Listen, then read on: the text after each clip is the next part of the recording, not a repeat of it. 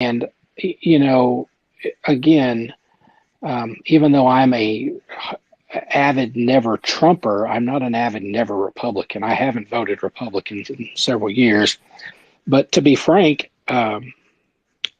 if is and again, I'm not trying to bring this into a discussion about Trump, so this will be the last thing I say about him. But this is nothing but an example.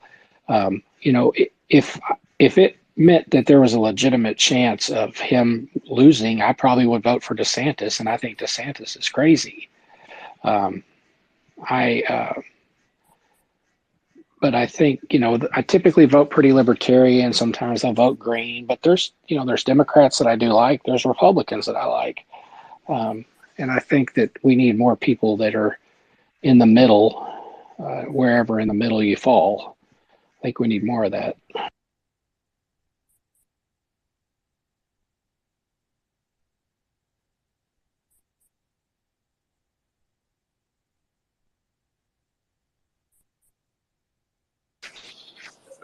Anyone here been in the Maria report space lately? I haven't been. I haven't really been in Ukraine spaces for a while, but there were some good discussions in there that I listened to the other day. Uh,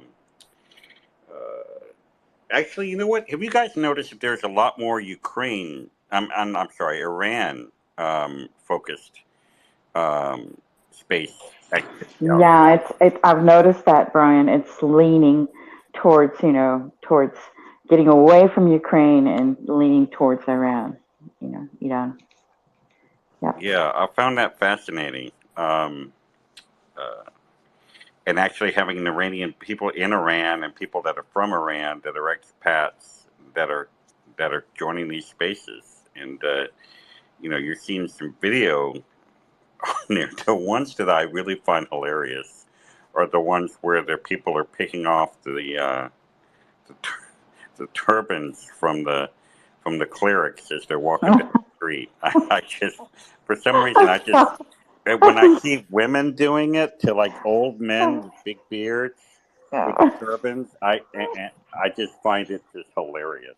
I mean, Yeah, I've seen that video. I just definitely that would have never occurred to me to do something like that, but it's pretty humiliating, I would say. yeah, in that culture, that's basically you might as well just slap that old dude in the face, right? I mean, that's ultimate disrespect.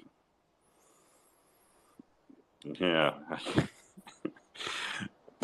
I joke with my wife when I saw, obviously every culture's got their nuances, but when I think it was actually here in the first Iraq War, and like, the or was it? It was something where like there were people that were, wearing, or maybe it was Saudi Arabia, where people were having the women were having to have cover their faces or whatever, and my wife looked at me when she saw that video footage. She's like, "Yeah, if I lived over there, I'd be dead." Because she's like, "Yeah, because I would be taking these women aside and just saying, look, sister, let me tell you a few things about how things should be," and then ultimately she would probably get tracked down by the authorities, and she'd be dead. So we joke about that sometimes. Yeah, especially that 23-year-old they put to death who said, "Don't read the Quran, just listen to music and be happy." So they've got a big problem on their hands. Yeah, I bet they're ruined the day that happened. That was probably a local decision where somebody did that, and then now they've got a nationwide conflagration on their hands. And they already have said that whether they're going to quote relook at that whole policy without making any commitments. For them to even say that, that's they realize they kind of messed her in. I think. Yes, they're trying to regain control. They're saying a whole lot of stuff, but in the end, it's going to be the same old government. They're just hoping they can wait them out and then enforce it. But like when they enforce it against a 23-year-old kid and you hang them for no reason, that just sets it off even more. Yeah, So they're in like a no-win situation. They can't enforce like actually hurting the protesters. But if they do try to enforce it, that makes more protesters. That's well, and then you're creating martyrs, right? Yeah, Yep. like that dude that they hung. Yeah. Yeah. And to make it a 23-year-old, which is pretty representative of the country, it's not going to go well for them, I don't think. Like, the more they do this, and there's going to be more, because they said they wanted to execute 15,000 people. They're not going to do that many, but they're going to do enough to scare the shit out of people. But it might have the opposite. Hopefully, it has the opposite effect. Yeah. Sad that so many people have to die, to get things, moving. It's just like a big wave of death everywhere, Yeah. especially for Iran, it's sad. Well, and I think for the West, policy-wise, you're going to see an acceleration of Iran's nuclear ambition. I think that arguably Putin has gotten away with a bit of nuclear blackmail, and so I fully expect that you will see far more proliferation, or at least exploration of some sort of nuclear program by a lot of countries. Unfortunately, I don't know that I foresee a world where everyone goes nuclear again and we all sort of stand toe to toe threatening to launch our nukes at each other. But I definitely think countries like Iran, who have had programs, had ambition, probably are further along than we know, at least here in the civilian world. I think you'll definitely see an acceleration of that within their country.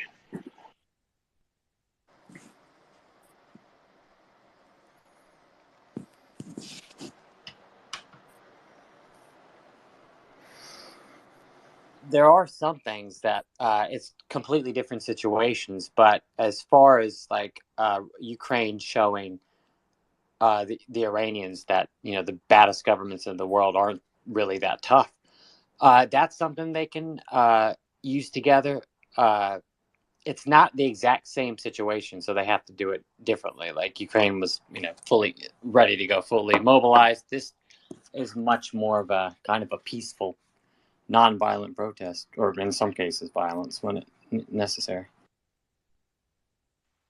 And where is this Khamenei, the president and his government? Where is that piece of shit? Who knows? Last time I heard, 2 months ago, he was messed up medically. If he is on the verge of death, just a natural death, that would be a pretty messed up succession process they're going to have here.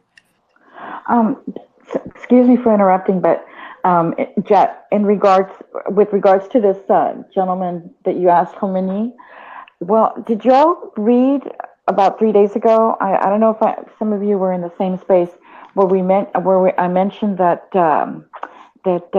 he was meeting with Maduro in Venezuela to go ahead and perhaps seek asylum in case things got worse for them and the mullahs in Iran. Did you read any of that? All right, that's a good plan to run to Venezuela. Yes, Yeah. bury him there. Well, that's what it was. Several Spanish language news networks reported it on Twitter. So, I can dig up the article in case you're interested. But Yeah, I'd like to see that, Lumi. Okay, I sure will. Let me do that. I do like this HIMARS video that you put up, Brian. That's awesome. HIMARS time. It's HIMARS o'clock. Yeah, that was it's cool. I think there's about 3 of them from different vantage points, and shit, that thing goes up. Whatever that secondary explosion was, that was a big one.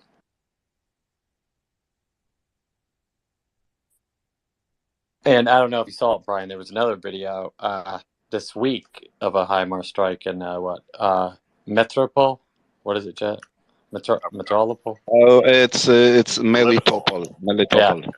That it showed how brutal it is. How you do not want to get hit by one of these things. Oh yeah, I remember this video. It was like it was like stuff strewn everywhere, and it was like bodies, right? I remember. Yeah, it was like Hellraiser, but like we couldn't see it, but there's 200 Chechens lying there. Oh We my! only saw like 3 or 4, but there's 200 bodies thrown out. It was a barracks, right? Wasn't it a barracks? Yep, Oh yep. yeah, I saw this. Oh, that was carnage. Oh my god. Yeah, I remember that. It's one of the reasons Ukrainian dogs are getting fatter. So much Russian meat is God. coming this way. Thanks. Cats Thanks. adore Russian meat as well. Oh my god. Thanks for the visual. I'm gonna think about. I'm glad I ate dinner. Like I thought he was joking at first, then I just saw, and I was like, "Yeah, Russian dog food." Then I just saw all these pigs and all these animals eating them. I was like, "Holy shit, they are gonna feast a lot." But what can you do? Damn, Russia doesn't want them. No, no, they have no interest in repatriating those people. They don't give a shit. Ooh, and Putler recently complained about having not enough people. So he ordered Russians to reproduce more because the demographic situation in Russia is really, really bad. For the motherland.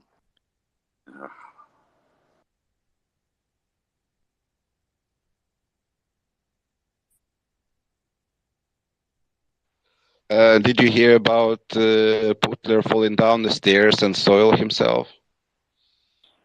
I did hear something about soiling, yes.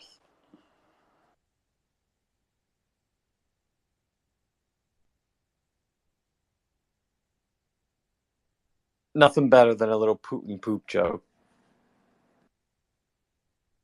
Oh yes, oh yes. Oh goodness. That's well, also remembering his ice skating when he was in a rink and it's like waving to the to, to the people, and then hardly noticed there was a red carpet for him, but the carpet is not good for ice skating. So it's like lost his balance, and was like dropped on it. God. Up in the link, up in the nest for you guys.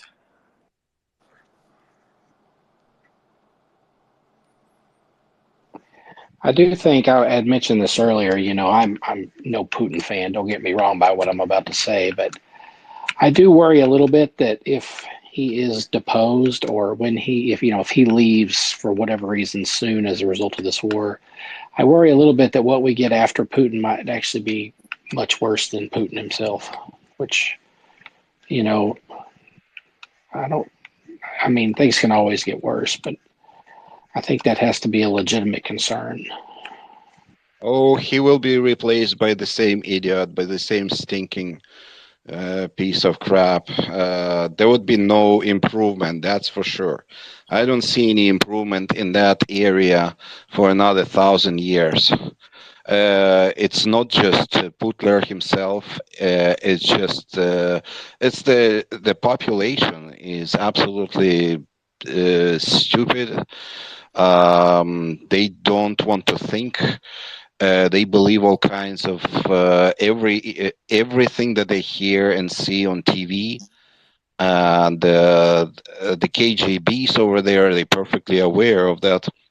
That's why they do this, run the talk shows every night to zombify those Russian idiots. Even the treat how they wage this war. They're sending their sons to die, and many of their wives and mothers would be happy to see her son or husband dead because they've been promised to get a brand new car, Lada, or they might get some fish, maybe like a brick of frozen fish. So they're like sending them and happy about whatever happens. They will either get a stolen toilet from Ukraine if he comes back, or if he doesn't, it's a brand new car.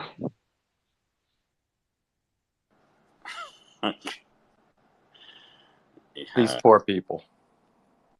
Yeah, Like, I don't know if anybody saw this. They gave a Russian woman whose son died a pint of ice cream and a rose. hope it was cookies and cream. Oh yes, The oh yes. the Helmet, you've got a good point there. What I would say though is that whatever yokel takes over for this moron is will have whoever takes over is going to have inherit a military that is a shadow of what it was, and what it wasn't very good to begin with, as we're finding out. So their ability to from a conventional military perspective, be a credible threat to neighboring countries is going to be largely neutered as a result of what's happened for probably at least a decade, probably longer. Well, and so my fear has been from day one and continues to be, the more that we see their conventional military not only be inept but also depleted, the more that Russia will have to rely on strategic deterrence through their nuclear weapons arsenal, which, I'm fairly convinced right now for the foreseeable future, there's very little threat of them using nuclear weapons in Ukraine. I'm not convinced that it's off the table, depending on how things go throughout the winter and spring. But I, as Russia's conventional military, is more or less wiped out, and especially if Ukraine begins to, use these drones to strike further inside of Russia. A real fear is, that Ukraine starts to launch strikes on Moscow proper. I think that would be a major shift in terms of the pressure that Putin would feel to escalate dramatically. Taking out some old Bear bombers at an Air Force base is bad, but it's probably not that bad. I mean, that you can just chalk that up to war. But if Ukraine starts targeting counter value sites like cities and stuff like that, I think that I'm not making a value statement saying they should or shouldn't. I mean, again, it's sort of, who am I sitting at home in Texas to tell people that are under siege what they should or shouldn't do in a war? But I do think after, as this winds down, after this ends, because it's going to drag on, and Russia's conventional capability is really badly diminished, I think we'll see more and more rhetoric and more reliance on their strategic deterrence, and even their short-term tactical nuclear deterrence in places like Kaliningrad. Oh, this war is almost been lost by Russians. They got themselves into a deep shit. They were hoping to get Kiev in 3 days' time. So this is 10 months now since that time, since that day they mentioned 3 days. So no, nothing can be done. The Putin can do nothing. Half or more than half of his nukes will not even leave the ground. And another thing is, like, thousands of nukes are pointed currently at Moscow and his bunkers. I know he's got like a dozen of bunkers all over Russia, Siberia, and people know where they are. And he can't hide. So he can't hide. And the second he gives order for launching something like that, he'll be destroyed. So his army is next to nothing. The best of the best already been killed.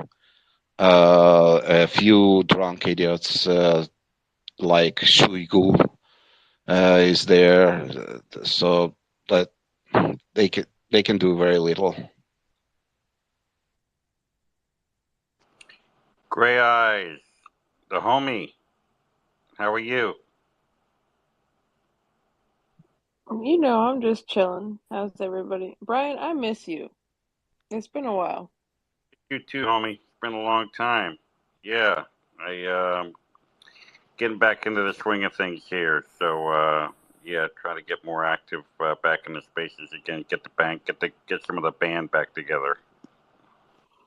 Now that is very frustrating because I took breaks from the spaces too. I feel like there was so much drama at one point that it discouraged me, and now I'm kind of getting back into it and tweeting a little bit more and like hanging out with folks. But I get it, Brian. How the Giants doing?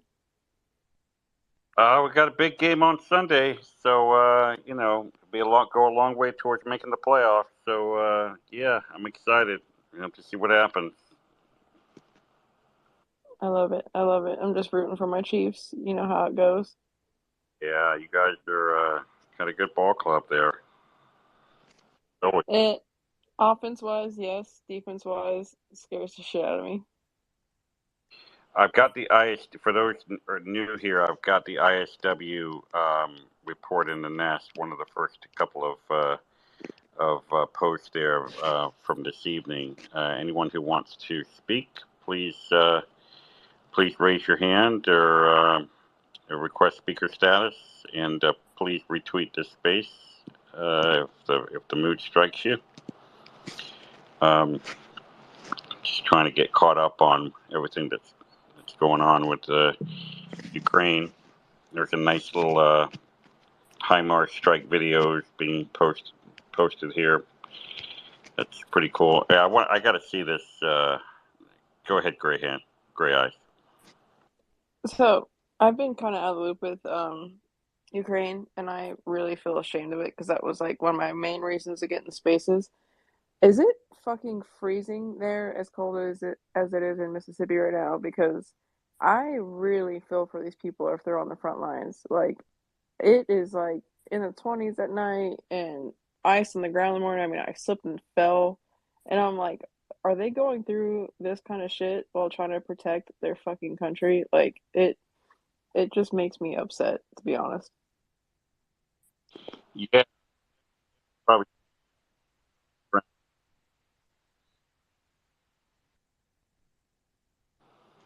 But yeah, put it this way, Gray Eyes.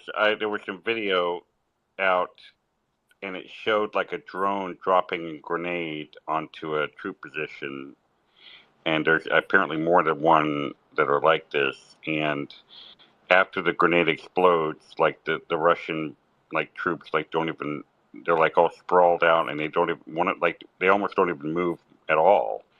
And what that shows, there was a doctor that kind of chimed in on that video and basically said that, yeah, what that is that's an advanced stage of hypothermia where you become lethargic and just, not really kind of non-responsive to stimuli like that. So even something like a grenade exploding in your foxhole, you're basically almost asleep. Um, drowsy, if your body kind of system's kind of shut down. So it's, if that kind of crap's happening on the Russian side, then yeah, you can be sure that the Ukrainian troops that are on the front lines are dealing with the same weather conditions. Now, the one hope is that, and I've seen this, several announcements from NATO countries, from NATO headquarters, and also from just in general one-off donations, is that there's been an emphasis on getting warm weather gear to the Ukrainian troops, and I've seen pledges from countries to do this. In addition to some grassroots efforts, I've got some posts in the nest. Posts in the nest from Amazon wish list from the Ukraine aid ops people, and so last week I bought them 3 pairs of winter gloves to send over there at some point. So so there are efforts underway so with with any luck, the Ukrainian troops are in a much better position than some of these conscripts that are getting shoved out of there. Go ahead, Dershu. Thank you, Brian. Uh, I'm from Russia. Maybe you don't know about this. I'm not sure that everyone. I can answer some questions if you have it about Russia. Of course, I'm not a native English speaker, so there may be some problems occur with finding right words. Nevertheless, I'm here. I can answer some questions if you have it only, of course. Thank you. Thank you. Thank you, Dersu, for volunteering that expertise for sure. I'm sure something will come up where we want to get some additional clarity. Absolutely.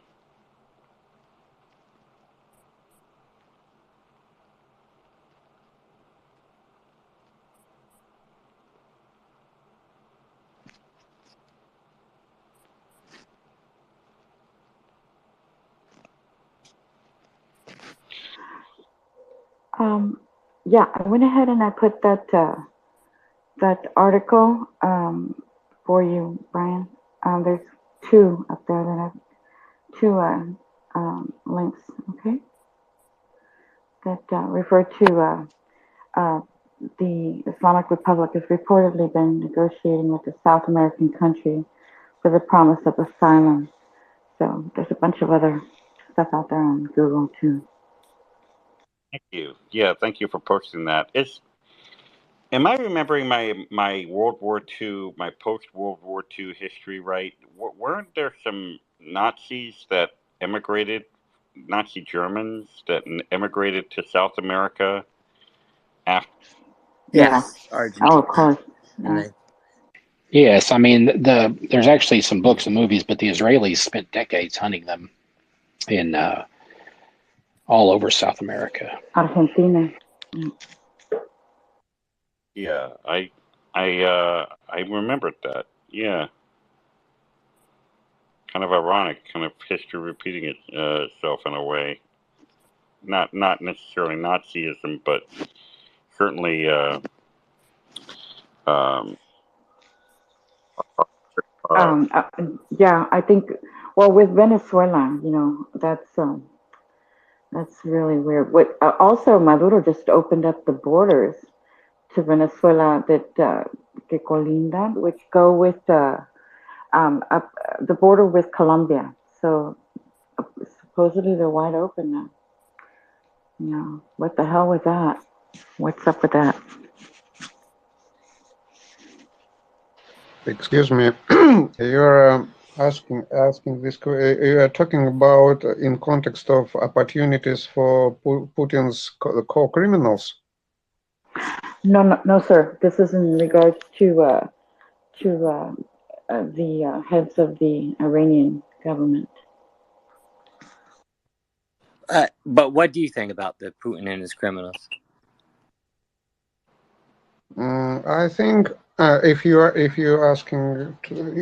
this question addressed to me, I don't believe in any opportunities for them. They are in the dead end. There are no country that is ready to accept them. Maybe this is the right word. There is no coalition, a real coalition between these regimes. I mean, Chinese regime, for example, or regime of Iran, because all they don't trust each one to another. They have no belief, and after the collapsing of any one of them, these guys become a problem, and they are too toxic for this exception. No, what the reason, what the goal, what they can give to country that will accept them potentially. I don't see any perspective for this scenario. That's my point. Yeah, I could see that. Yeah, it's basically just an opportunistic relationship where where it can run its course quickly, and then that's pretty much the end of it. Yeah, there's no commonality between these countries like that. Go ahead, Brian. Dursey, I was going to say, okay, so let's say the war finishes about like it is now. Is the next leader for the next decade or two going to deal with the internal policy positions, kind of like the Yeltsin era, as a decline happens inside the country, and then maybe one day this could happen again? I think it doesn't work so simple that Putin goes out and comes some another man, another phrase. If you look at the history of Russia, I mean whole history from the empire, empire period and earlier, it never works this way. Always after the falling of this personal regime, most of this history, regimes in Russia were personal, and only Soviet period we can see as some kind of collective ruling. And after this collapsing, starts the war of gangs.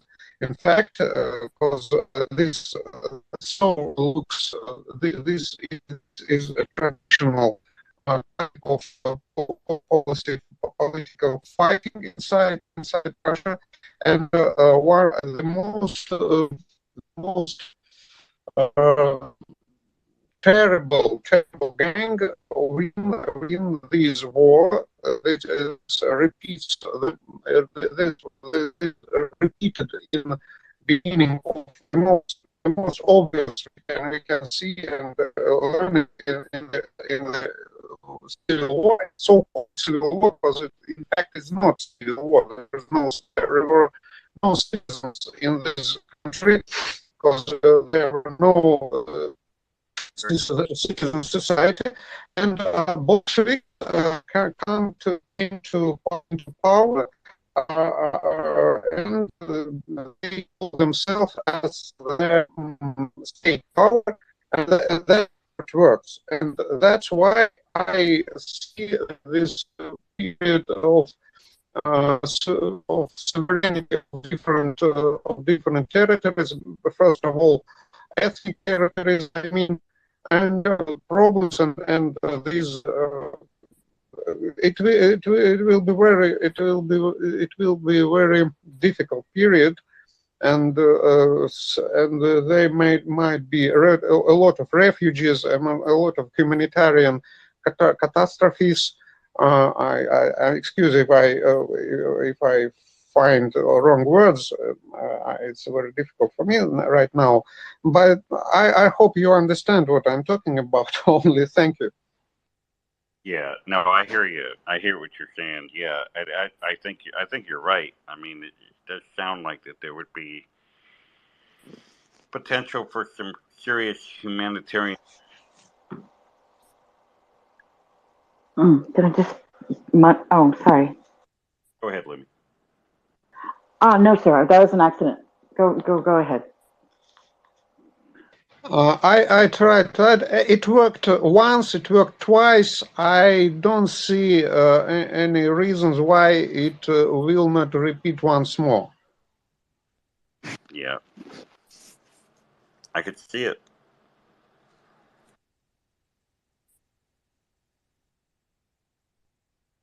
Dersu, I'm not understanding you. Could you kind of give it to me again, but in layman's terms?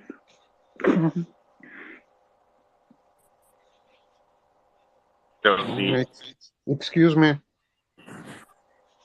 You were kind of your signal quality. Yeah, it's bad. It's going in and out, his signal. Wasn't the best. In fact, it's from some points it's much more easy for me to look at these all these stories and to analyze, because I'm not involved. I'm not Russian. In fact, I'm Russian speaking, native nation Russian speaker, but I'm cosmopolitan. I grow up on the board of different cultures. I was born in Yevpatoria in Crimea. My mom was Ukrainian. My youth I spent in Turkmenistan, because my father is Turkmen, and that's some of reasons, because it's I can analyze and have a view from the side view.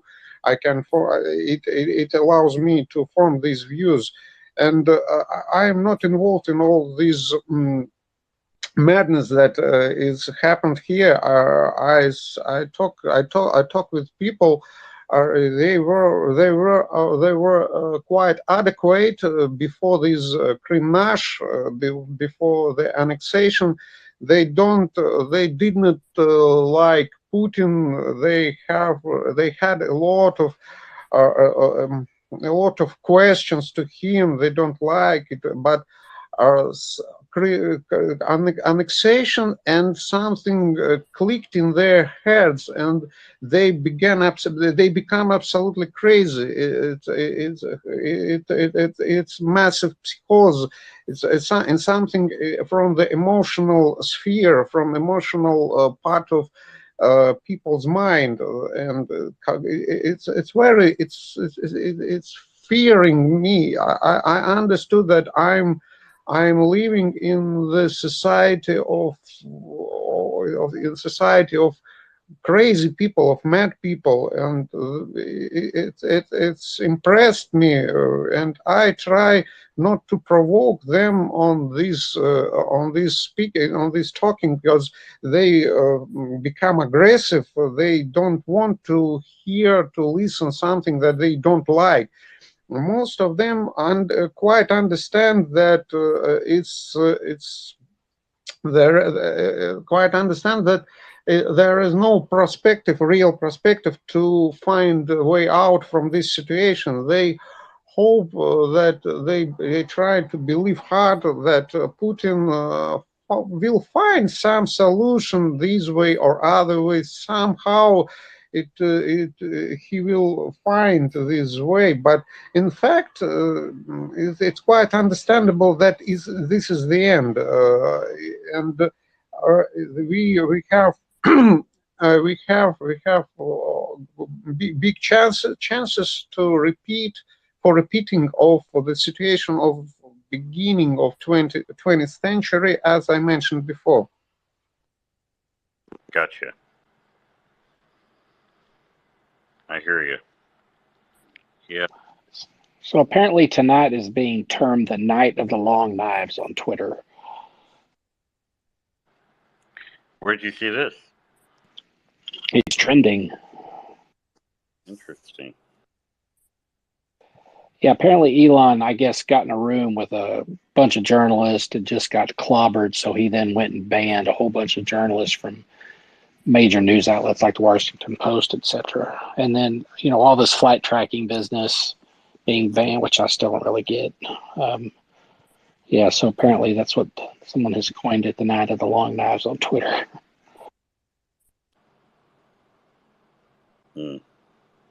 Thankfully, we have this opportunity for debates, for discussing across the oceans, across all over the world. And now, at this moment, as for me, I'm worrying about one point, one moment that I don't see that collective West, that this coalition have a clear vision of ultimate goal of all this fight. What Western civilization, I mean governments, I mean these people are on power, want or hope to get in the end. That is a problem, because this might be a repeat of situation with Soviet Union, with collapse of Soviet Union, when Ronald Reagan administration, they solved this problem. Soviet Union collapsed, but problems didn't disappear, and we now have this criminal Russia, we have this criminal state, and I think I see this conceptual problem, this conceptual misunderstanding, because no, I'm not sure that all allies, all members of this coalition have the same vision of this goal, because most of them see that they will push out Russian army from Ukraine, and that will be the victory, and that will be the end. That will be a holiday. That's okay. I see that this will be only the beginning of much more much more great much more big problems. Excuse my English. I hope you understand me. No, I understand. Yeah, and that's come up. I've been in these spaces for a long time. A lot of these guys have as well, and that's definitely come up in the conversations. Is that what obviously the short-term goal is to see the ejection of the Russian forces from all of Ukraine, including Crimea. But then, kind of what happens after that is kind of the question. Helmut brought up that concern even tonight, an aspect of that. And it just, it's going to get messy. It's going to get bumpy. You have to figure that Putin probably isn't going to survive this defeat. Every indication that I've seen from people who are watching this, who would have positions that I would respect, seem to think that this thing's going to be over before the end of 2023. That's what I've seen. Lumi, maybe you've seen some other assessments, but that's. I'm seeing that things are going to get worse by January. That Russia's planning to hit Ukraine pretty hard then. Yeah. But so, as far as when it's going to be over, Brian, shit, this could go on.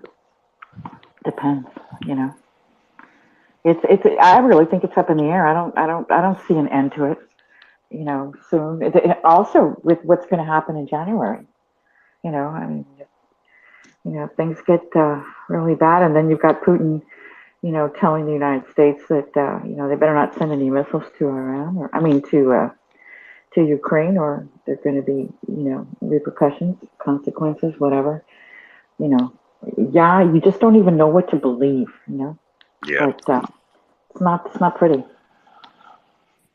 I think I really don't think it will be over by the end of 2023. I think, barring a major escalation, I think you'll see the stalemate continue. It'll devolve into a major insurgency in the east of the country that could drag on for a long time.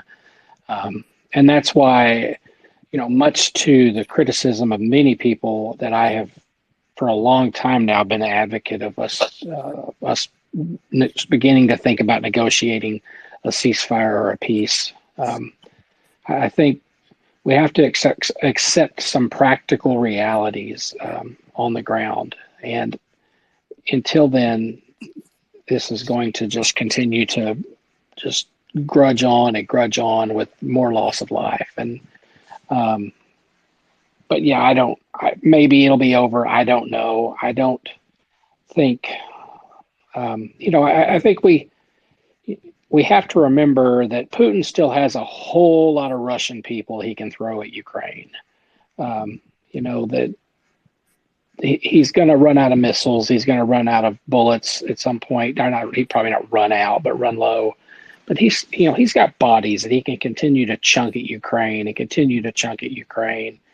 And I don't, he's not going to lose, but it's possible that there could be some sort of situation where he could spin it as a win, but unfortunately, and again, I'm not criticizing Ukraine from afar because I'm not there, but they right now, coming off the heels of so many victories, are hell-bent on retaking even Crimea, which I've said from day one is a mistake.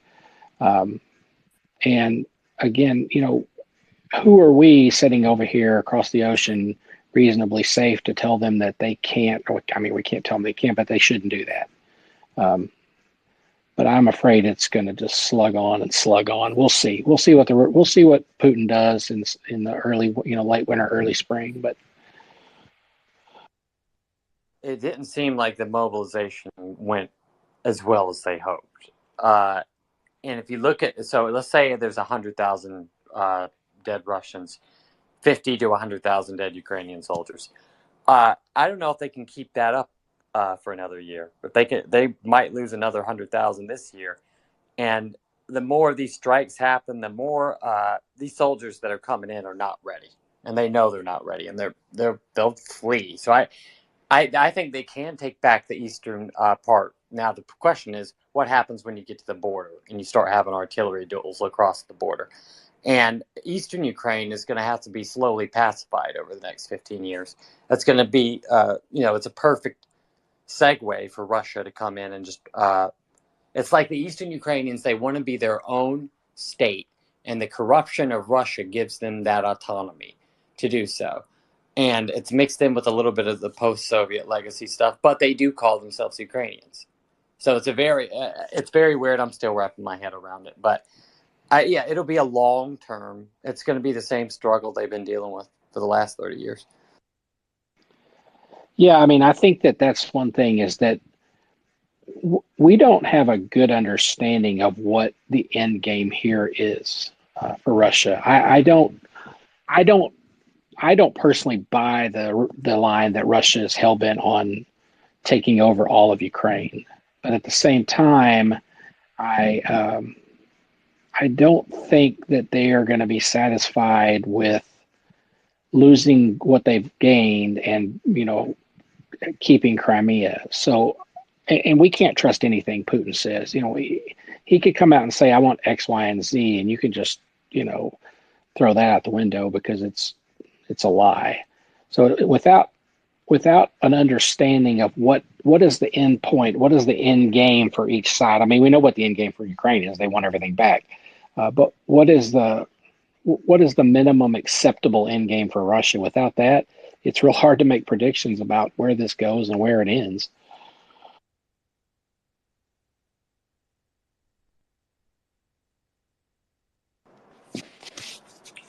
Yeah, I mean, it's a lot of discussion. Go ahead, Dusu.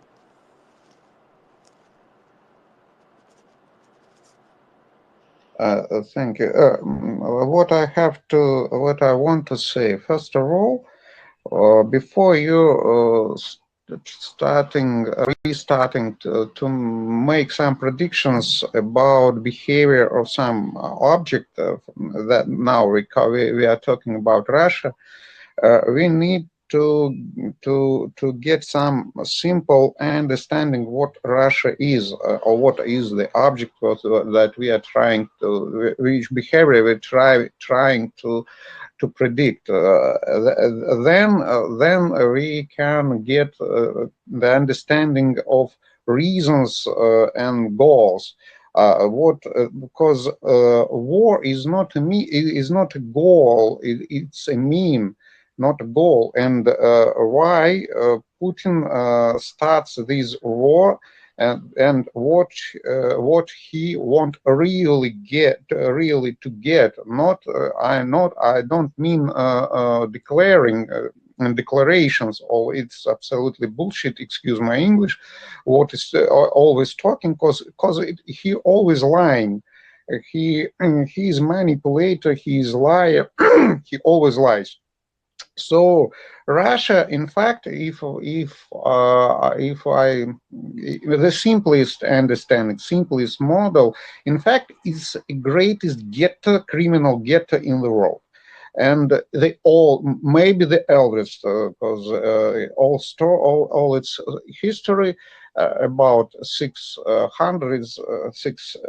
centuries from the Ivan III, Ivan the Great. It is, in fact, it is a criminal ghetto where law, in fact, means nothing. And in our days, this ghetto comes to Putin regime. It was okay for him. Everything, he was absolutely satisfied till 2013, 2014. How it looks? He have this ghetto. He have some buffer zone that prevent his population from direct cultural and humanitarian contacts with civilization. He can tell them, his population, everything he wants about West, evil West, how bad it is, how it's difficult life there, how it's problem, how all this bullshit, and and then this moment, this Maidan, he's losing this part of this buffer zone, and he got a problem because next moment will be his people can see are getting the opportunity to directly see how democracy works. They can see this successful democratic project in Ukraine. By the way, these two nations are very close to one to another. A lot of relatives from on both sides of the board. And it's necessary to add one more moment, because Ukrainian and Belarusians are part of the state mythology about three brother nations, and about especially Ukraine is so painful for Putin. It's a very painful threat, more painful than Georgia. By the way, there was similar scenario there. A successful democratic project of Mikhail Saakashvili was a direct threat for Russian kleptocracy. But it was not so great threat as Ukraine, because Georgia is small. There are not the humanitarian contexts are not so wide, and situation was more simple. And in the Ukraine, he have much more great problems. And from this point, his behavior, I think, for you will be more clear and more understandable. Thank you. I think that you bring up some really good points, that this war is, they're echoes or shadows really of Hitler and World War II, in the sense that this is not just a simple land grab, nor is there a credible rationale that he can put up as this being some sort of preemptive defensive war. I think the socio and geopolitical complexities of Russia and Ukraine are extensive, and I think we haven't seen a big, especially a European war like this, in a while. I realize the Balkans, there was some of it tied up in that too, but it's really amazing to have someone on the inside that can speak to all that.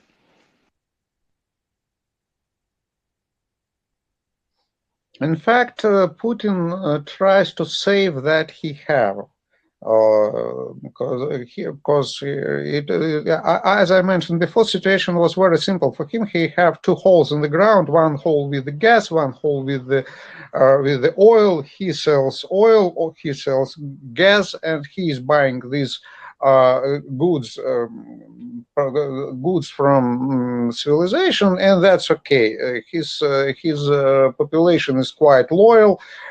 His opposition is suppressed, and everything is okay for him.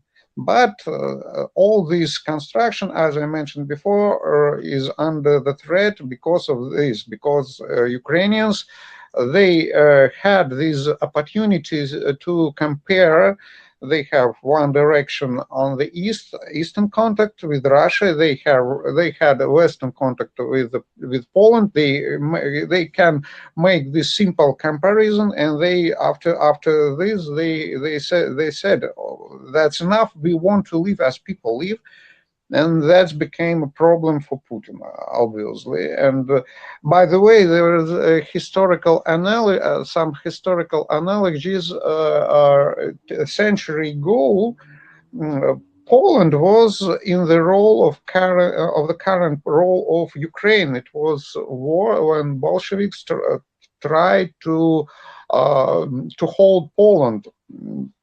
And Poland make this breakthrough. All of Poland get free, and in fact, it is very long process from the Alexander the Third, Alexander the Three till our day, when this great empire loses its territories. It lost Poland, it lost Finland, it lost Baltic countries. Then it was a period when Stalin tried to restore, tried to repair, tried to get empire back, but nevertheless, because of internal problems, internal contradictions, because of this system is not survivable. It comes the collapse of Soviet Union and Soviet system, and it's very painful process. And there are a lot of other much more smaller nations inside Russia that that wants to break free. They want to get freedom. And of course, the more we can recall the Chechen War. It's very small nation, a small ethnos. And it was very bloody, very brutal war, and that's what it was a very bad moment for West, because West allowed Putin allowed Russia to suppress, to get back to to kill a lot of Chechen people. Official statistic is about 345,000 of Chechen people. It's a third part of whole Chechen nation, and it was a sign.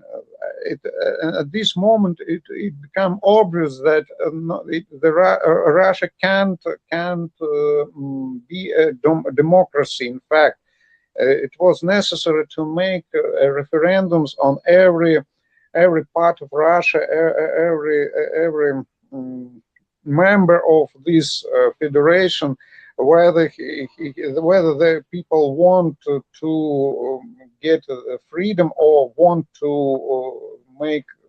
be a part of new Russia. And then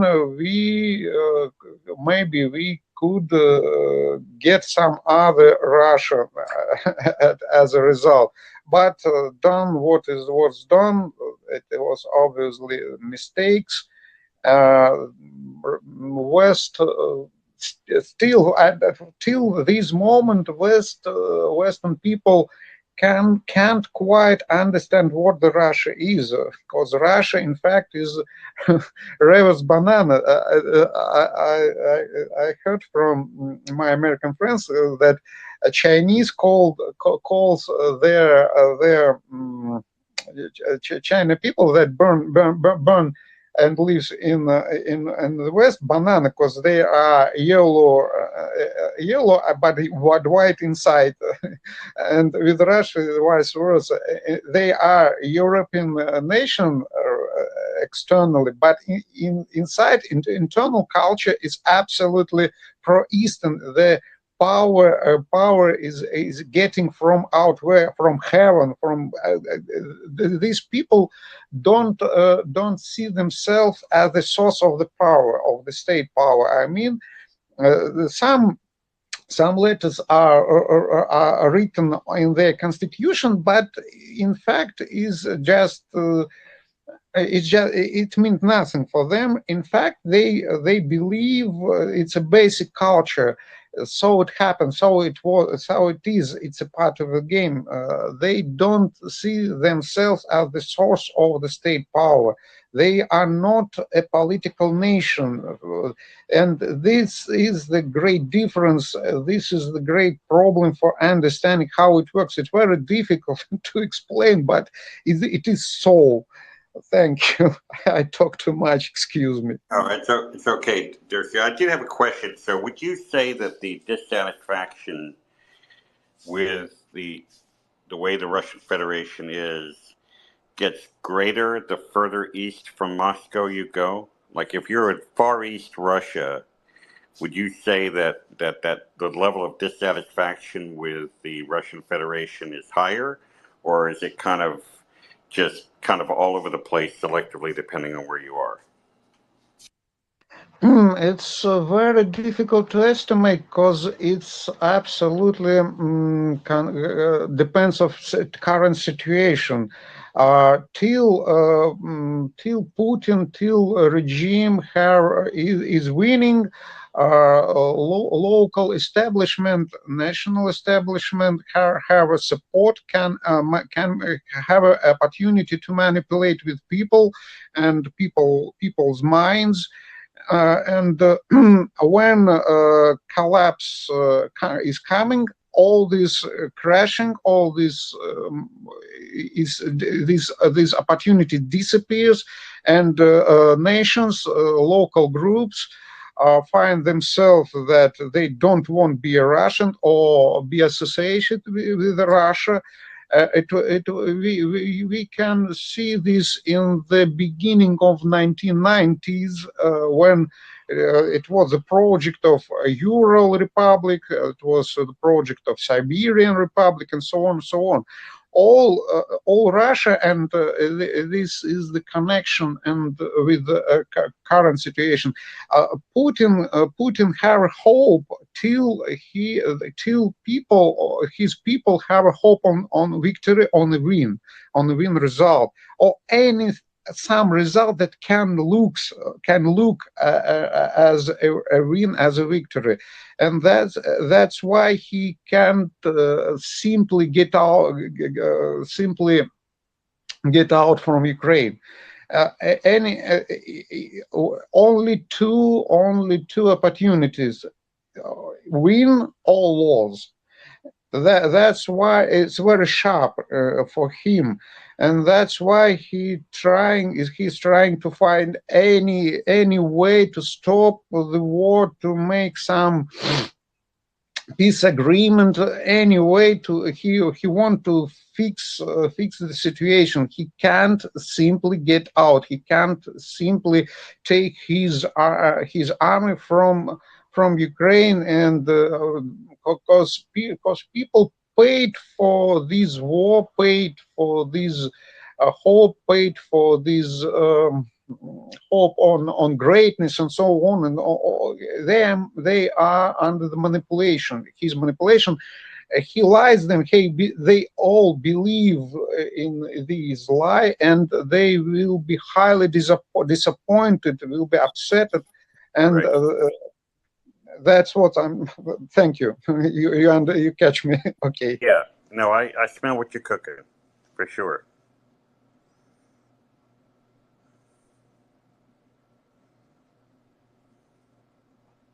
So at this moment, I have contacts with, for example, with Tatar people, with Bashkort. It's very close. These nations, ethnic groups, are very close to one another. Young people want to get sovereignty. They want to get their own state. but they are in minority right now in their groups. They can't say loud what they want, but they are waiting for right moment to make some declaration, to declare themselves, to say what they want, to say it loud enough, and to do something. Because now, at this moment, they will be suppressed because this establishment, there's ethnic establishment is absolutely loyal to the Moscow. And this is the problem for any of.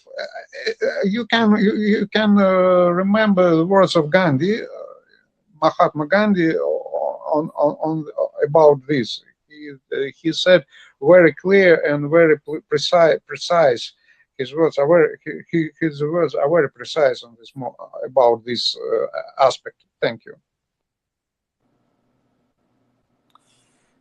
I had a question for Par, and maybe Lumi, you might know this as well. So at some point there was a move within Russia to ban Telegram, Russian Telegram channels, but then I never saw any indication that it was that it was actually happening. And people are still, OSINT people were still able months ago to be able to monitor those channels, and people were just kind of ignoring that. Too much for me.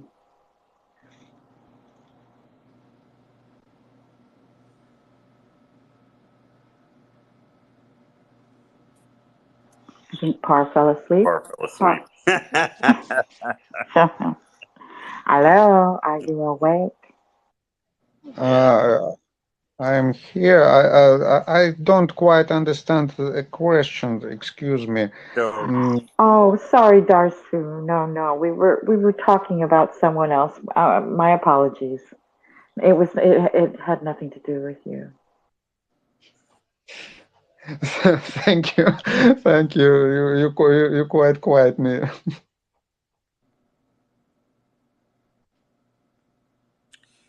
Yeah, I see your post here on a nest, Lumi. Interesting. So launches of cruise missiles from strategic bombers. Yeah, it's for the longest while they weren't really used. They stopped using the strategic bombers, and then they started again. So I think because they're doing it over the seas, so it's not like flying directly in the zone. Right. So they can go out in the Black Sea, I guess, fire off the cruise missiles, get back safe. But that's not going to protect them from getting bombed in Kursk. Yeah. Absolutely. And that's the best way. They've done it so well, the government, because it would be so enticing to strike the Russian civilian infrastructure. But it's way better just to take out the military. If you've got a chance just to whittle away, punish them each time. Yeah, absolutely. And that strike that was deep, like hundreds of kilometers, that drone strike, that was the airfield, wasn't it, where the strategic bomber got smoked? 150 miles from Moscow, 300 from Kyiv. And wasn't that, and then there was some chatter that it was actually guided by Ukrainian special operations. Now, some of that may be propaganda, just to like, hey, yeah, we were there. Our people were like, hundreds of miles of kilometers in country. But I remember seeing that. I would bet it's just that shitty ass drone they made. They just lugged some drone together from the 70s. And Russia has no air defense. They're so big, and they never had to worry about getting shot at. They're just wide open. Yeah. So that's kind of embarrassing. Probably somebody got dressed down over that on the air defense side. I was laughing because they had the siren test at the base after the fact. Now they're going to turn the sirens on. So yeah, they're all getting shoot out. Yeah. And if I remember right, wasn't there a video of the actual drone going in? Might have been. I might be confusing it with a different video. Yeah, I that's can't even remember. There's so many videos. Maybe the first strike that they did, and then there's a lot like pictures of this strike. I think they took out 3 bombers. yeah. Because there was foam and char marks and stuff. Yeah, yeah. I That was pretty hilarious, actually. Yeah, it's interesting. What is the end game for Russia? What are they trying to get out of this now? Is there anything?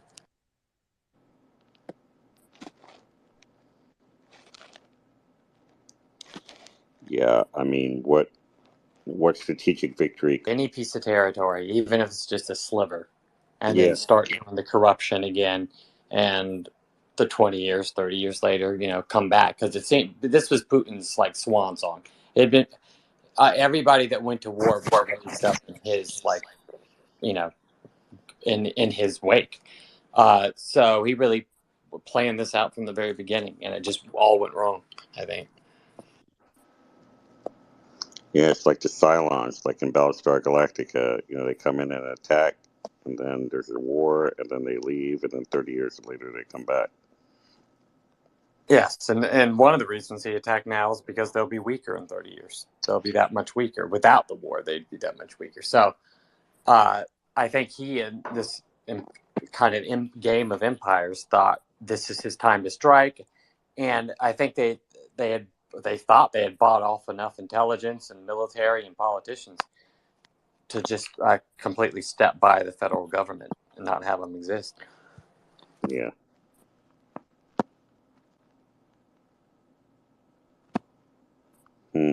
It's a shame, though. To see the Russian mother get a pint of Haagen-Dazs for her kid. Yeah, that's.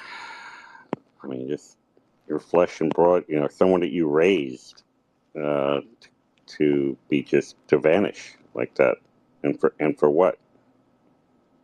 Just waste of human life, waste of callous way of treating other people. Just bizarre, very bizarre.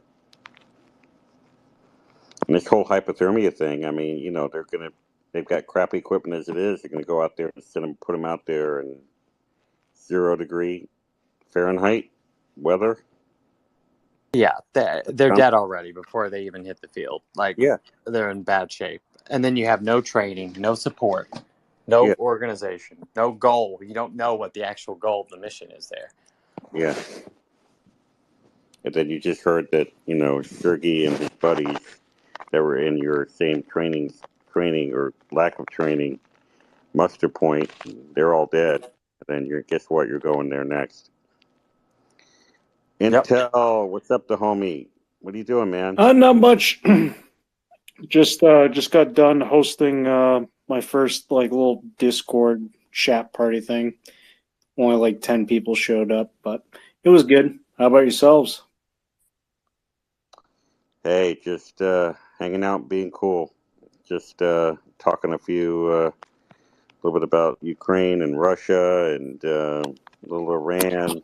Just getting the band back together. I hadn't run a space in a long time, so wanted to start getting back into the groove in the next over the next couple of months here. Awesome. Yeah. Yeah. What are you guys' thoughts on I saw reporting all day today talking about how Russia's gonna make a move on Kiev in January or February, and the Ukraine's chief defense minister guy was saying the same thing. I haven't seen anything to indicate that they're preparing any offensive in the Kiev direction. I think within 2 weeks. I think it's just Ukrainians. If they know one thing, they know it ain't ever going to end. They just can't get away. So it's probably a good defensive mechanism, and they do have to cover it militarily. But you're right. Yeah, their Belarus. They could break Belarus, Lukashenko's hold on Belarus if they try that. Yeah, I saw a Uh, meme uh, on Lukashenko. It was great. It was like a picture of Lukashenko and Putin talking, and Lukashenko, it says, you understand if I go the war, my people will overthrow me. And Putin says, if you don't go the war, I'll throw you out a window. That's basically what they're kind of like sparring with, I think. Lukashenko can do with Putin all he wants. In fact, he is manipulating him. He understood one thing that Putin fears of his fallen more than he himself, or at least it's the same level. He is not an idiot, because the point when the point when he can, it was some opportunity to invade in Ukraine to support Russia is already past. He don't invade. He don't support with armor with his army Russians when they we're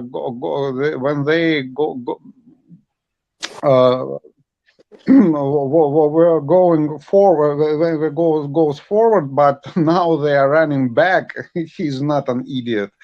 Absolutely.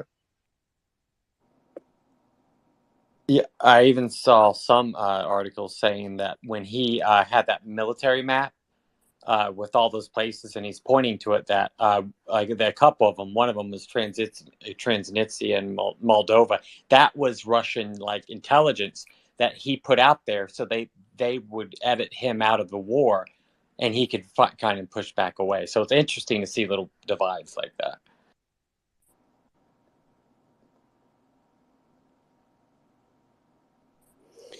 And that guy in Belarus is kind of walking a tightrope this whole time, right? Because it's kind of half in bed with Russia, but also trying to preserve his own. The way I heard it described was that the way if they go too hard in one direction or another, then the regime will crumble over there. Of course, but nevertheless, he is still trying to find some opportunities, some way out, because he understands that if he make this invasion, it is one way ticket, in fact, and he trying to find some support from China. First of all, he trying to find a new boss for himself to break this rope with Russia, because all happens after 2020. Before this moment, he dancing very interesting dances with Putin when he always trying to get something or some preferences from him. He trying to get low costs on gas and oil, and for fearing him. I'll go to the West. I'll find some new partners. I have some opportunities. It was very funny. But all these will then comes, and all of this when happens 2020, when he made this crucial mistake, when he written very big numbers of his own win in election, and then happens that we all know what happens, and he taken direct support from Putin, and now he can't sit on his place without this support.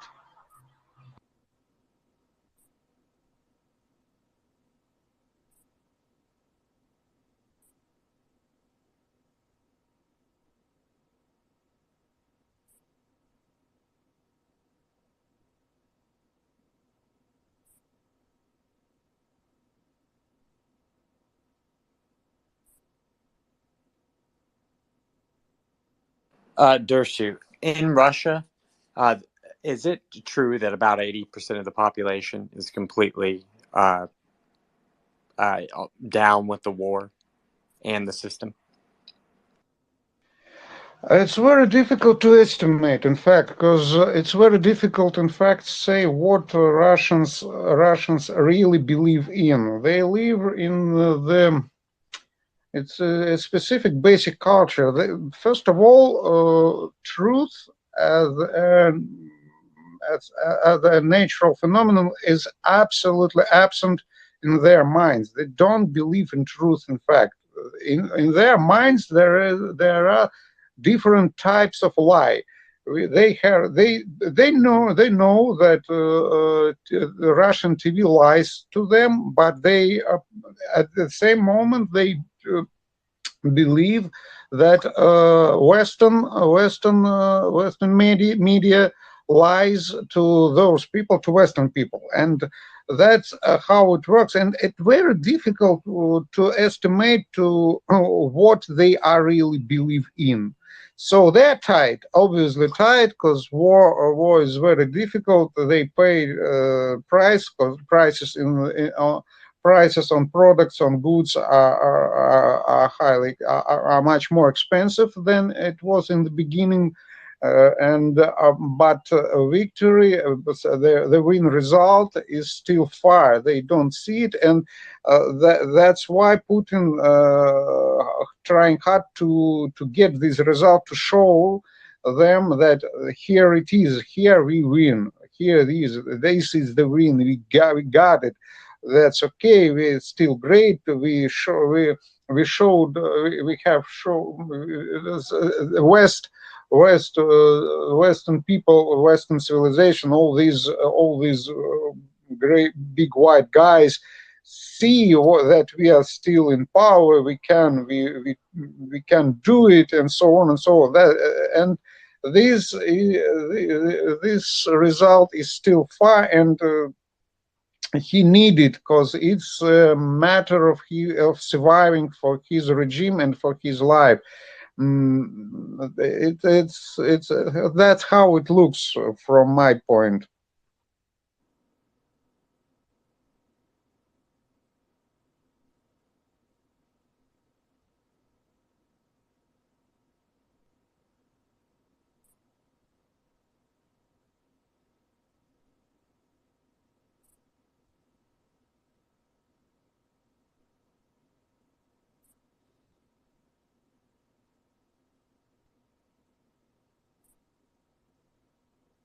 You're fluent in Russian, right, Jersey?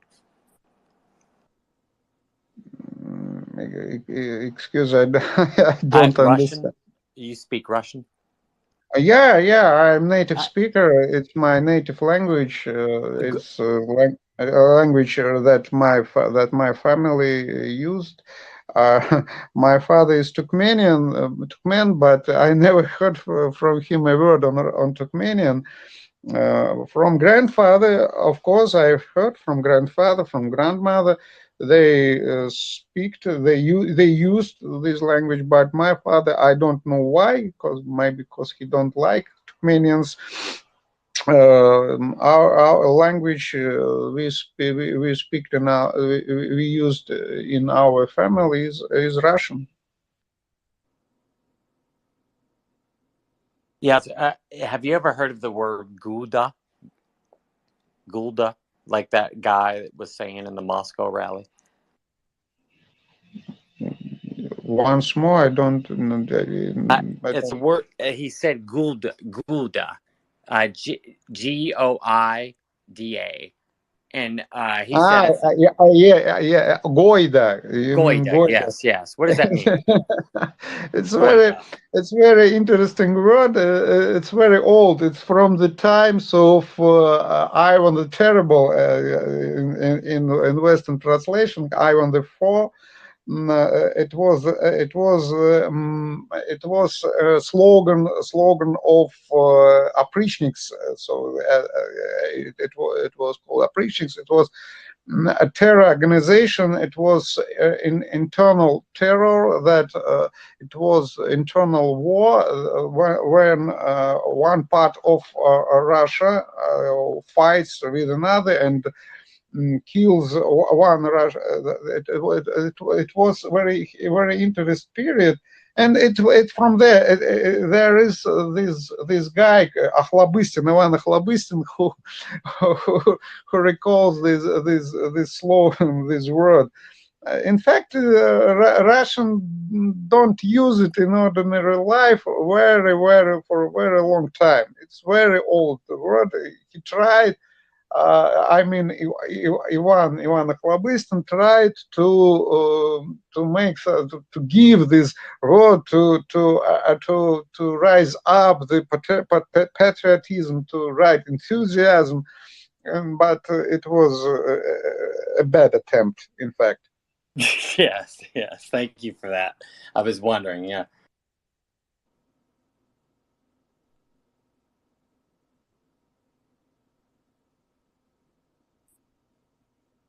If you let me, there is a simple book. It's not big.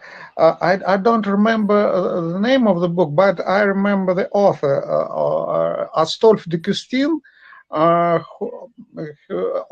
He makes some opus's about Russia in the time of Nick the First. You can read it, and you get all necessary information about Russia, because in Russia nothing changed. Nothing changed ever. It's a place where time obviously stopped. Nothing changed in meaning of social progress. The negotiations between between state and people is the same. The power that comes from heaven, and all people that have to serve to this power. That's how it works. It happens, and this picture for the century. That's all you need to know about Russia.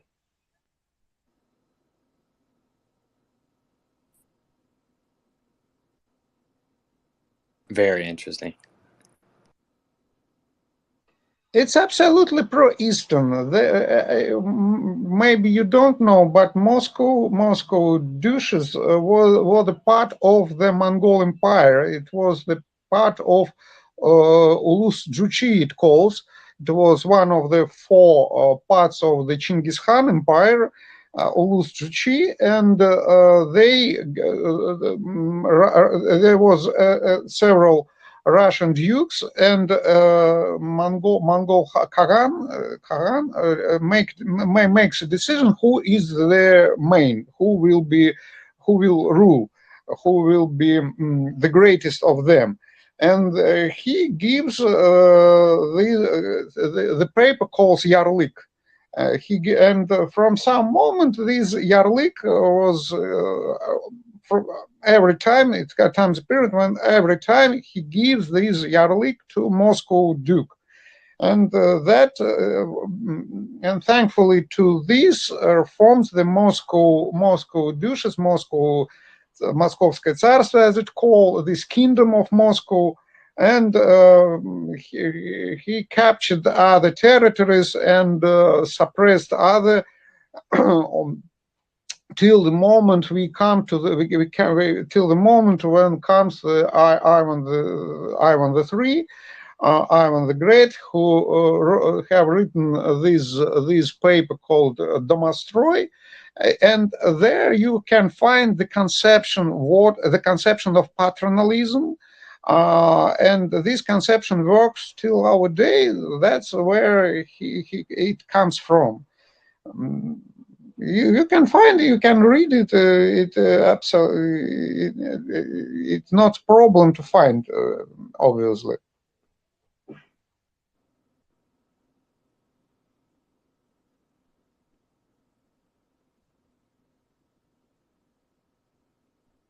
I definitely will.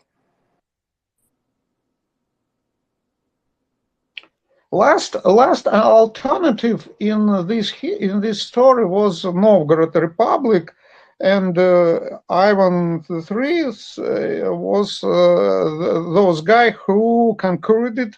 It was a very bloody story, a lot of massacres. It was absolutely horrible.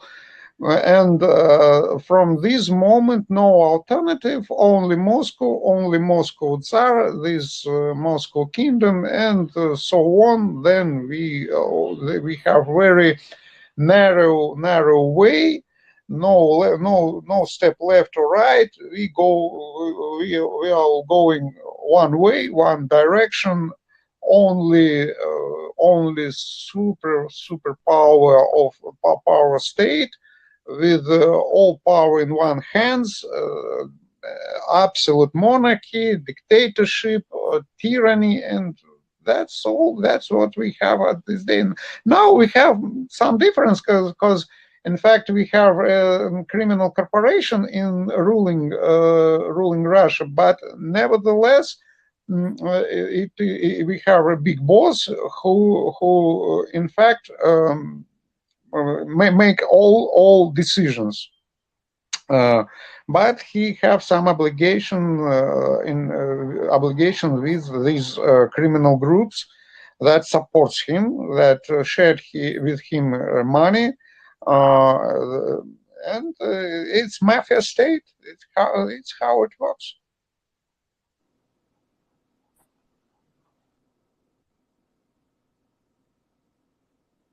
Can I run something by you? So, a certain group of Ukrainian supporters on here, they're of the belief that the only way you could ever change Russia is if the colonies broke away, and it was just St. Petersburg and Moscow and that complex, and the colonies had their own, autonomy. Forget about if that's possible. Would that change the Russian mindset? Is it the oil money and the resources coming in that makes St. Petersburg and Moscow rich? Is that making them not care and not, have an influence in their future?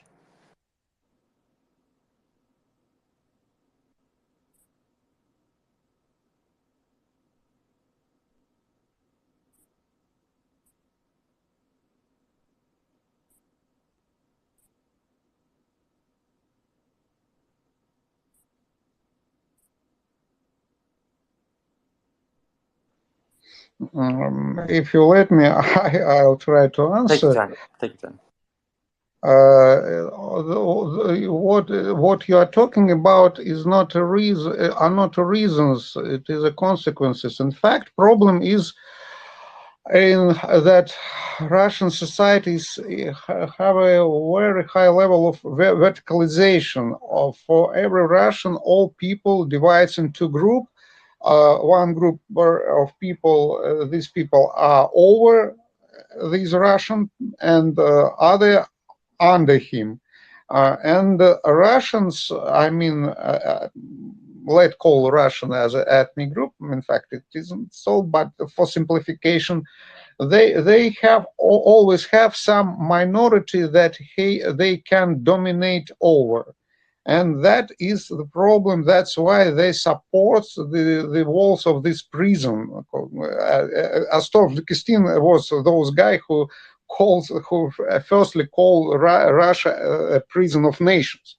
Until this system works, till situation will not change, Russia will go on these bloody circles, and we will get the repeating of such situation as we have now with Ukraine, as we have before with Georgia, some more time earlier in Finland or Poland and so on. They need it. So how it works? Till you have someone in slavery, you are not free for yourself.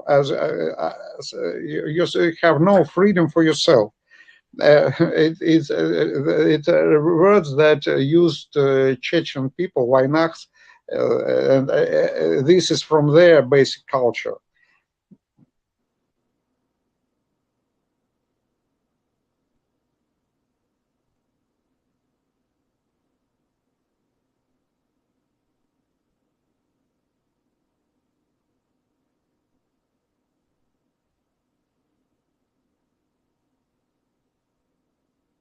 I'm glad you came in here tonight, Dershi.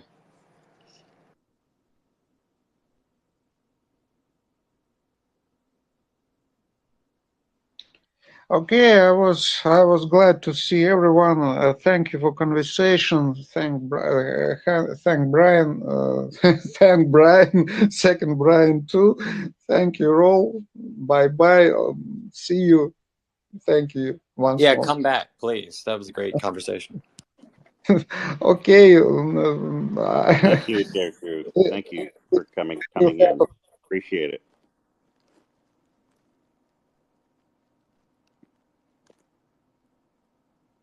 Anyone else wants to come up? Please request speaker status.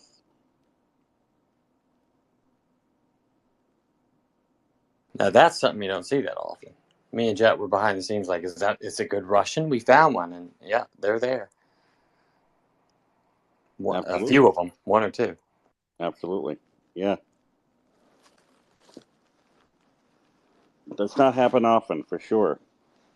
No, and I think it has something to do with his father's Turkish, I guess, or I forgot exactly what he said. So it's something mixed up with that lets him be able to see it for what it is. Yeah, exactly. If you're born in Moscow and stuff, you're not going to see it.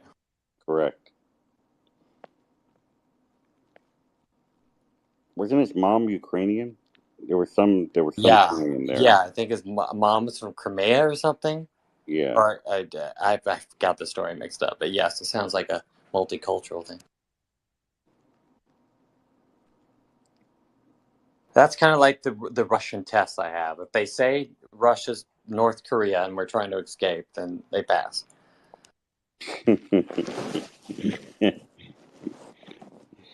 I mean, can you just imagine living in North Korea? Oh my God. I mean, you don't have enough food. There's no sports center. Everything's regulated. There's no ESPN.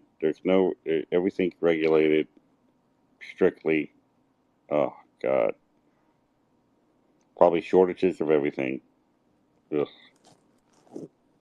Nightmare. Yeah, tapeworms in your stomach. Oh God. Yeah. Just brutal.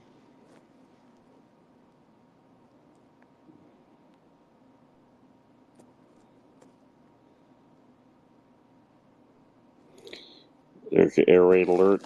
So that got posted.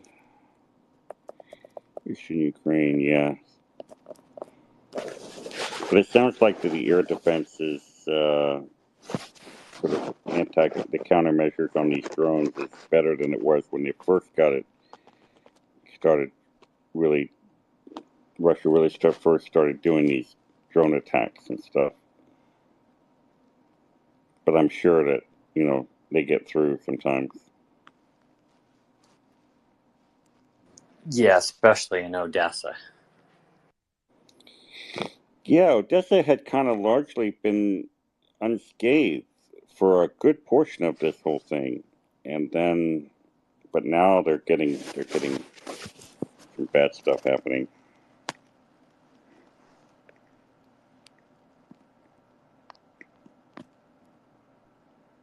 I didn't see the report, but Jet said they had sent 14 and they knocked 14 of them down. So with the Patriots, which is kind of overkill, I think, for what you're dealing with, they should be getting, the western part of the country should be getting good, and it has to stop because they can't have any more power outages. Like Jet's, his power has been good, but for one day, I think it was out 30 hours. And then another 10 or 15 after that. Yeah. And that's when it starts getting critical for the society. Yeah, dangerous with the cold and stuff. Yeah, absolutely. You start getting some hypothermia and bad stuff. Yeah, and you see the British Defense Secretary said that they might consider supplying them with cruise missiles if they keep firing into Ukraine and hitting infrastructure. Yeah, I did see that. Are you? Is it your understanding that we are going to send them Patriots? It is my understanding they maybe, I don't know if it's us or us working through Germany, but I think there's some Patriots in Germany or something. I don't know. I'd have to look it up. I actually I take that back. Let me look it up before I say anything. Yeah, I know they are getting them. I just don't know what the heck the deal is. Yeah, the delivery mechanism. Yeah, the delivery details. Interesting.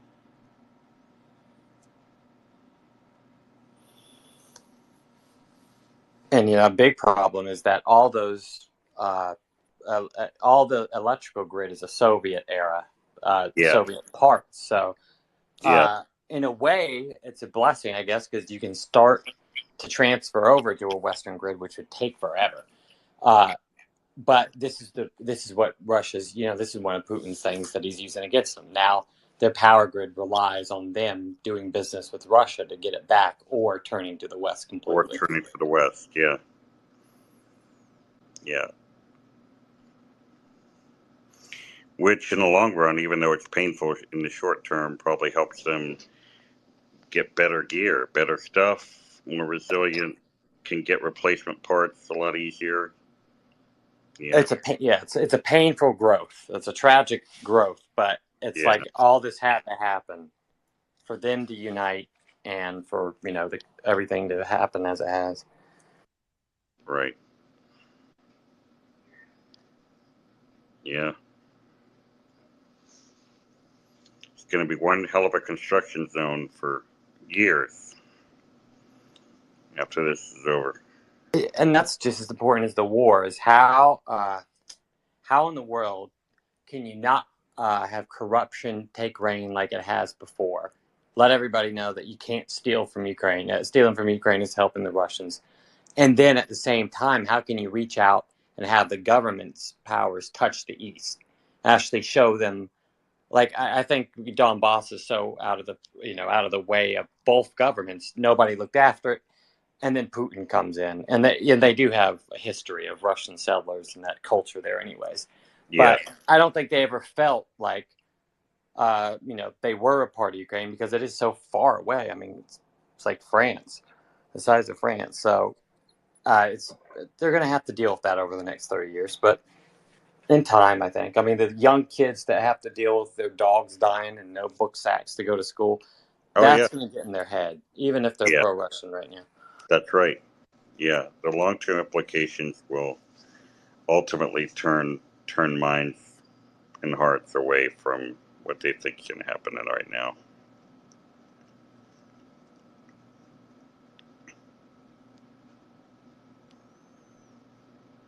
Yeah.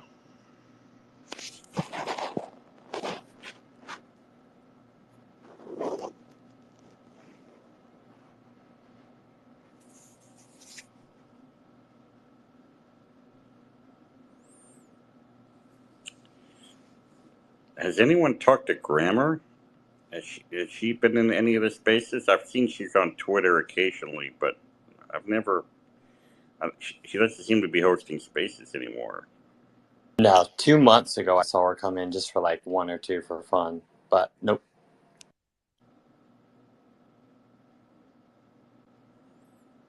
Maybe she got a boyfriend. Ooh, Grandma's got a boyfriend.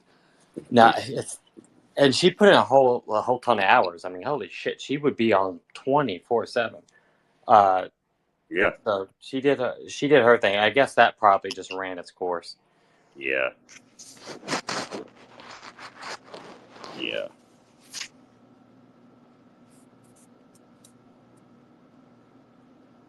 She was a very good host, though, when you look back at all the drama that's happened since.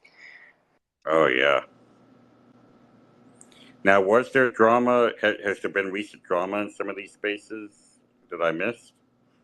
Oh, just the same old stuff. Same old stuff, and we're kind of taking it back to them and seeing if we can take spaces back. Yeah. I haven't seen Zata even tweet in a while.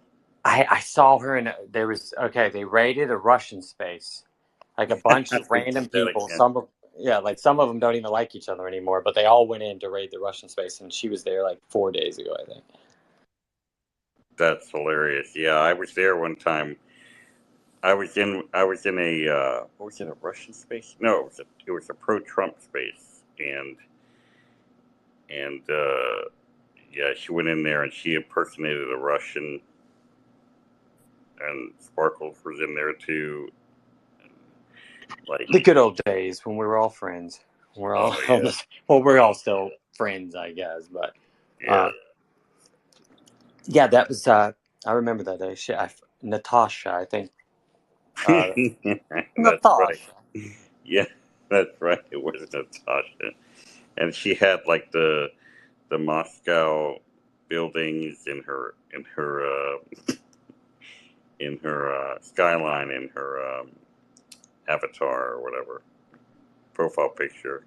Yeah, that was. She told them that the Russians were thinking about invading the U.S. from Canada, and they believed her. Oh That God! was a good one. Oh, that was awesome. She put on a pretty good Russian accent too for that thing. So that was. I like her regular accent. Like she goes, "Fuck, I want chocolate." God. Fuck.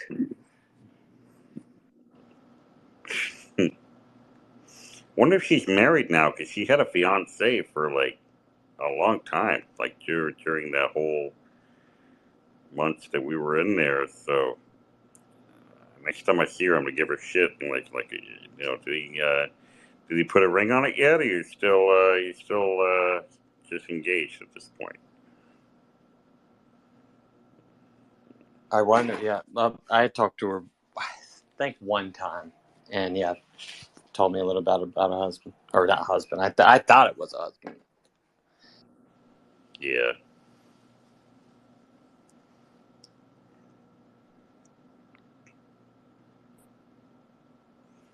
Next time when we do another one of these spaces, it'll be interesting to kind of get an update on the logistics, border, situation, supply chain. How's it all working? And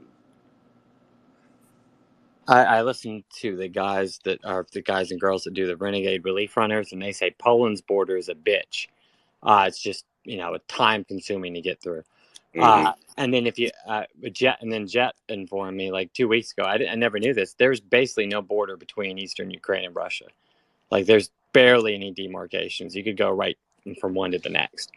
So that plays a part too. They need a border over there, which is actually secure. yeah,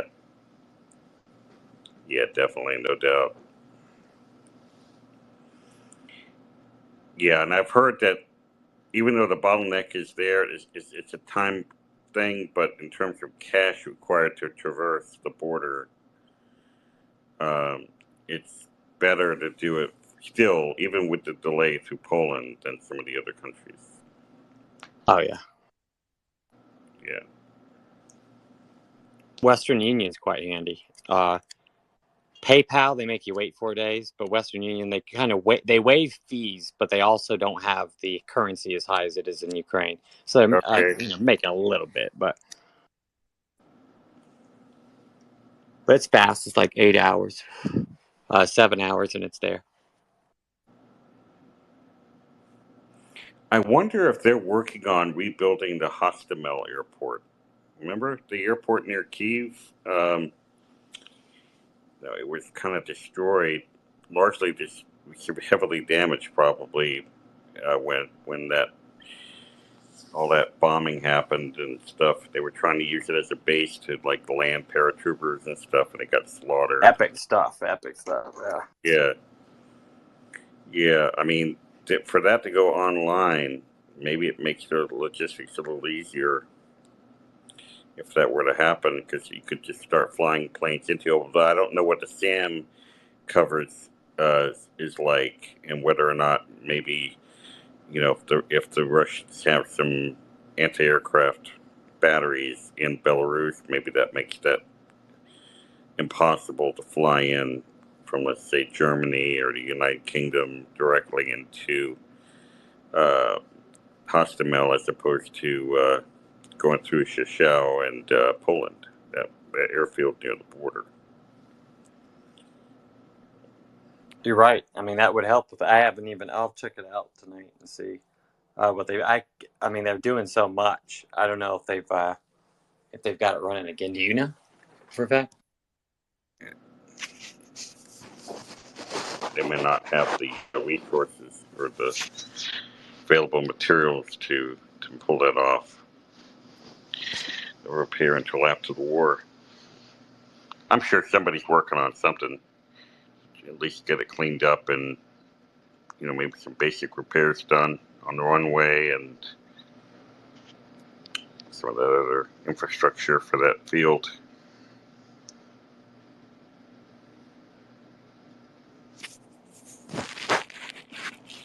I'm gonna check. and see if there's any mention of Hostomel Airport on the latest tweet.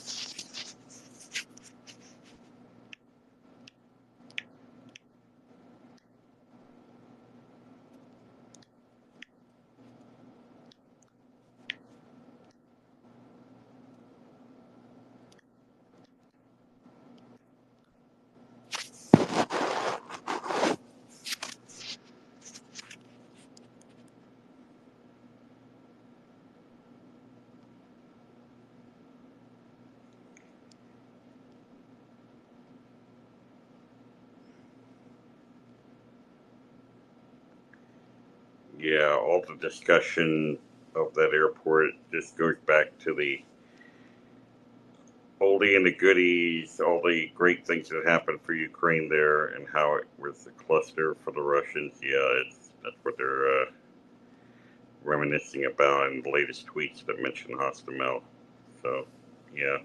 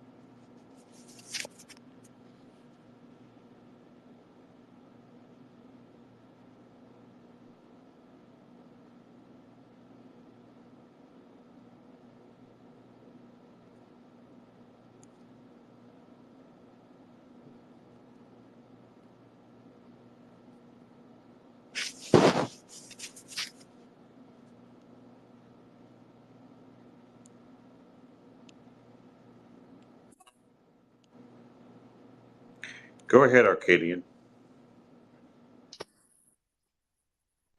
Hi. How you doing, man? Yes, I'm fine. Long time no see, Brian. Nice to hear you back. Yeah. Yeah, it's been a long time, man. Good to see you in here. Thanks for I stopping see you in. all the time in the Giants group, but I don't care about football, and I don't know exactly what is all that because I'm on the other side of the pond. But I see you back. Absolutely. Let me try to I get think Brian today. He dropped. I am driving, so I cannot see well the screen. But I Yeah, think Brian. the Russians Go ahead. send 60 rockets, something like that. They started today morning, something like that. But I didn't have time to check. My wife told me that alerts were hitting on her city.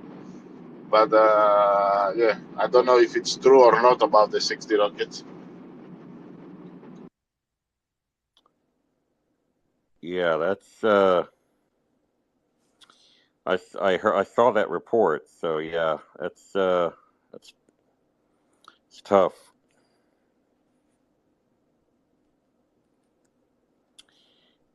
Yeah, I just got a message from Brian, and so he's having trouble getting into the space. Let me try to invite him in here. He got a message saying that unable to join this space.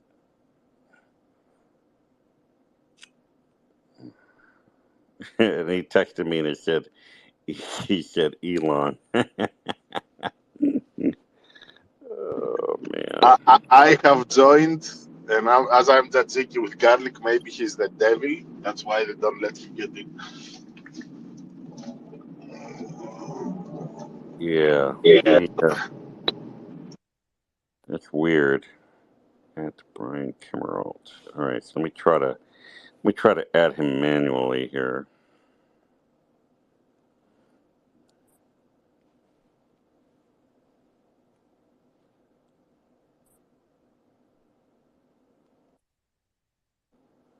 Just give me a second here.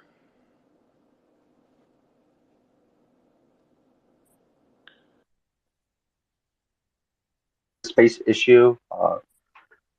I have a iPhone also, so for iPhones, it's completely dud. It's broken right now. But uh, I have a spare Android that I have as well. So I'm in my Android right now. Some of the caveats is that the icon on the app is gone for Android as well, unfortunately. So although I can join the space and request speaker and talk to you guys right now.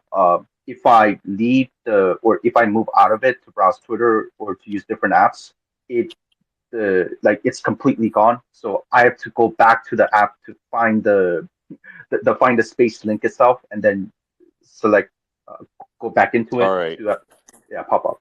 That's all. I just wanna. All right. Sorry. All right. I'm going to tell him that. Thank you for mentioning that, because I'm going to tell him that. Spare Android. Sorry, I know it's not not an ideal situation.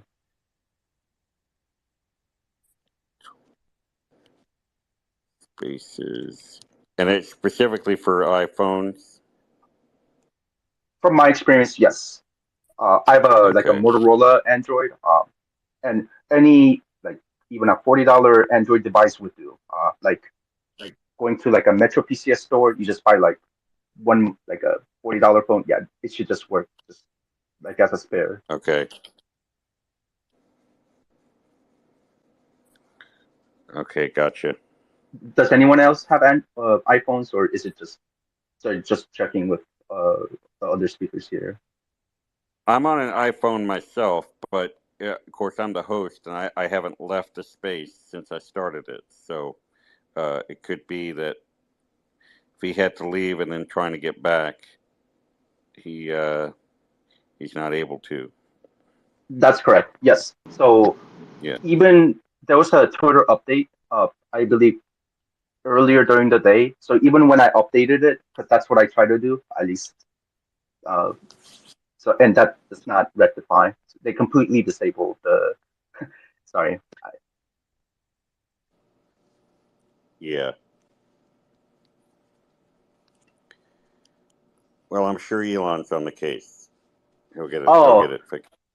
So he laid off the entire Android developer team. I don't. Maybe he brought people back. I don't know. I don't really know what happened after that. I suppose he does have some people, or maybe there's Android updates on the Google Play Store. But ultimately, yeah. Sorry, I don't mean to ramble too much. But ultimately, a spare Android will do.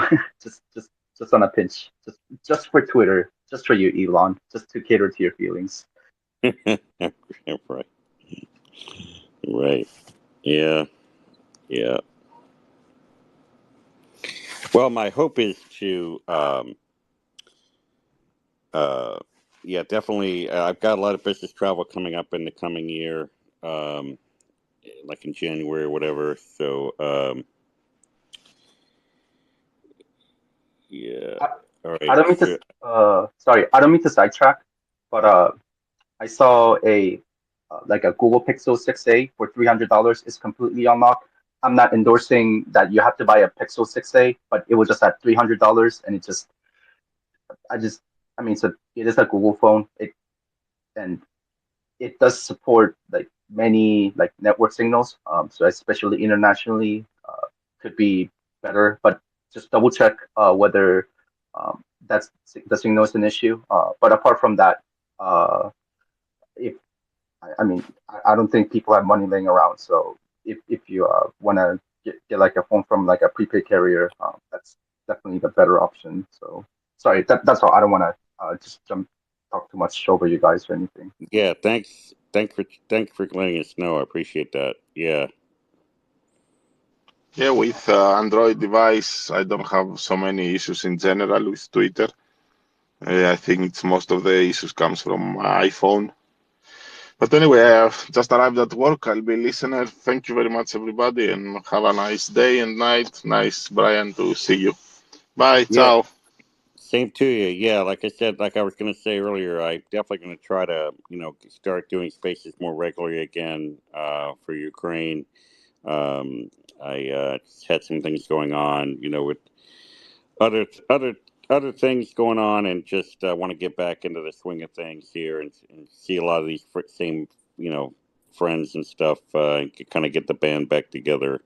I've got a lot of business travel coming up in January and February, and that involves overnight, in hotels and stuff. So I'll be more able to get back on. It's harder for me with everything going on the home front with the kids and the wife and stuff, and get stuff on the home front to be able to do spaces when I'm not traveling. So yeah, so trying to get back in the swing of things. Don't forget to make your expense reports, right? Yes. Yeah. Oh God, I hate those things. Yeah, I just good memory. Yeah. No, I'm still I've got a couple more to do, and then I'm caught up. Yeah. So yeah, those things suck. Yeah. See you and have a nice day. I'm going to do my own expense reports now because the year is finishing. So, from the Yeah. finance, you have to Yeah. finish it Oh before. yeah. Yeah. I got the same message. Yeah. So let's see. Definitely get your bonus for meeting all the deadlines, right? Yeah. I'm gonna invite speakers.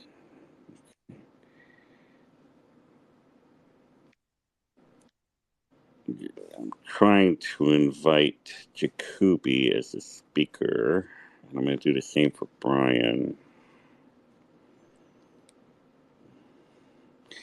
Because I sent the link via DM, and so this is probably related to the technical problems that you mentioned. Oh, you can say DRS. It's fine. Just a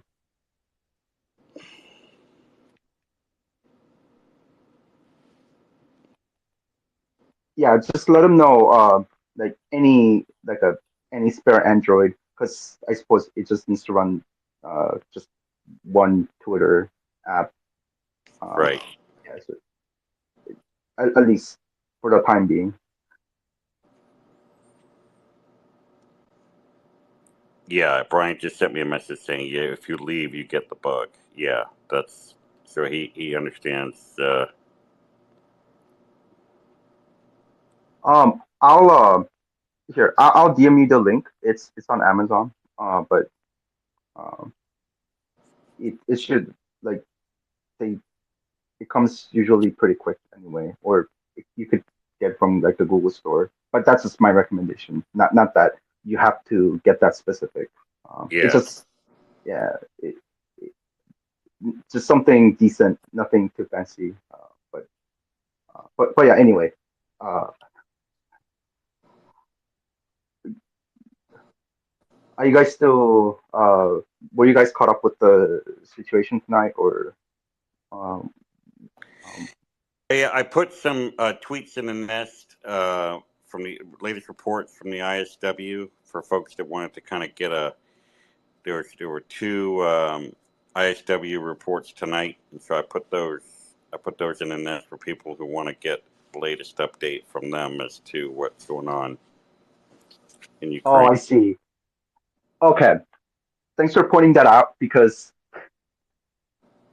I have realized that anything that was pinned, I completely do not see it at all on the spaces. I'm sorry. So if you commented on the space itself, I see one comment, uh, and I see 3 likes. But apart from that, I sincerely do apologize, but I do not see the things that you have shared. It's completely gone. Not even on Android. Oh no. Wow. This is so counterproductive. I'm sorry. It's like 2 a.m. where I am at. I'm in East Coast, and I should go to sleep right now because I have work, but tomorrow. But I'm sorry. It's just Yeah, no. I just don't know how I feel.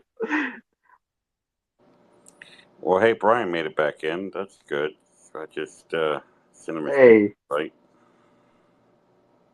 I'm trying to get Jacoby in here. She's trying to get in here, but the link I sent her doesn't work, which is probably related to the technical issue. And I could join as so joining from the desktop, but I mean, of course, that's only listener, but that has seems to function. I and even when I joined, I recall as a listener in the desktop or through the browser, I did not see any links that were shared from what I can remember. So, not seeing on the post on the Nest is that's such a like that's the key highlight feature of Twitter, and he just Yeah, completely botched it. absolutely. Oh man, Yeah. sorry. I'm just going to tell Jacoby that apparently there's technical issues.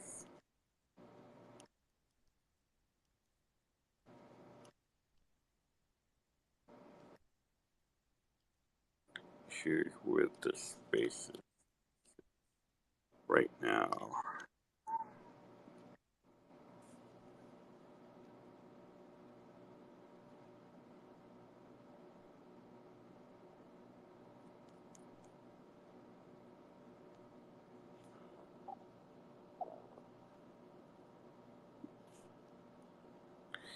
And I'm inviting Brian, but he's probably not seeing. Maybe that space is, maybe that technical issue is also preventing people from getting promoted to speaker. So, yeah.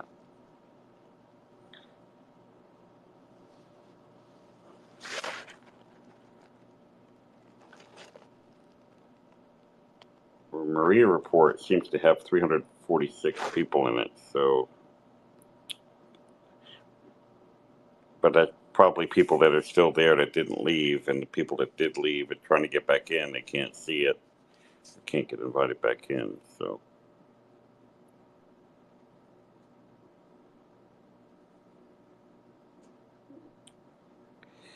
Well, speaking of needing to go to bed, I probably should do the same. If I had a co-host, I would probably just keep it open, let you guys talk amongst yourselves. But Brian was my co-host, and he got booted out so by the technical issues. So, because I'm on East Coast time too, and I've got to do a presentation to some customers tomorrow. So I probably should try to get some rest there and hit the road tomorrow. So I appreciate all you guys coming into this space tonight. You know, I was glad to do this. Glad we definitely had some good discussion, and you know, I look forward to seeing everybody again. You know, probably coming up here. I probably won't get too much done between now and the end of the year. I got family coming in starting next week. I got my mom going to be going and looking at some assisted living places for her, so I'm going to be kind of tough to get a hold of. I'll have a few days between Christmas and New Year's to kind of do some stuff, but definitely as soon as the New Year cranks up in January, I'm going to be able to do some more spaces here and try to, you know, keep getting everybody back together. So, so I appreciate everybody coming in. Thanks a lot for coming and listening, and we will talk to you guys soon. You guys have a good day. Good evening. You have a good night, and uh, definitely DM me or pretty much just generally with the like the situation. I'll try to find a workaround. I'm not, but yeah. Yeah. Good night. Yeah, good night. You take care. We'll talk to you soon. All right, bye-bye. Thank you. See you.